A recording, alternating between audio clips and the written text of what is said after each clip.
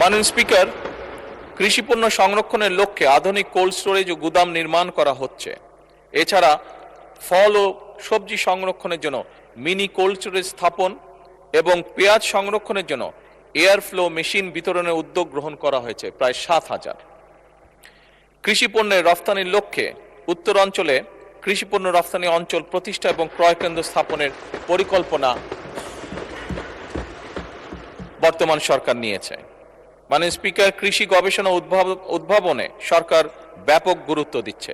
বিভিন্ন গবেষণা প্রতিষ্ঠান যেমন বাংলাদেশ কৃষি গবেষণা ইনস্টিটিউট বারি, বাংলাদেশ ধান গবেষণা ইনস্টিটিউট ব্রি, বাংলাদেশ পরমাণু কৃষি গবেষণা ইনস্টিটিউট বিনা, এই সকলের মাধ্যমে অধিক ফলনশীল, রোগ প্রতিরোধী এবং স্বল্পমেয়াদী নতুন জাতের ফসল উদ্ভাবনের উদ্যোগও সরকার গ্রহণ করছে।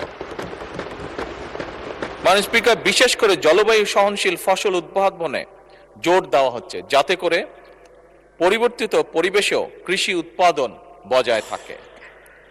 মাননীয় স্পিকার, জলবায়ু পরিবর্তনের প্রভাব মোকাবেলায় ক্লাইমেট স্মার্ট কৃষি বাস্তবায়ন করার পরিকল্পনা রয়েছে বর্তমান সরকারের।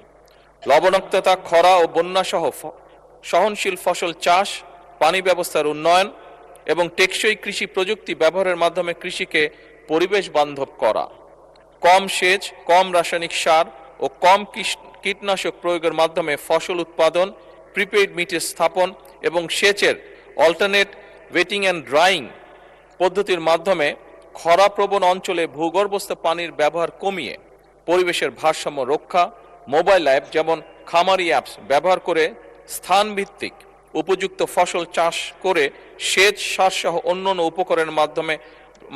উপকরণের সর্বোত্তম ব্যবহার, প্রিসিশন এগ্রিকালচার ইত্যাদির জন্য উদ্যোগ গ্রহণ করা হচ্ছে। মাননীয় স্পিকার, ধন্যবাদ।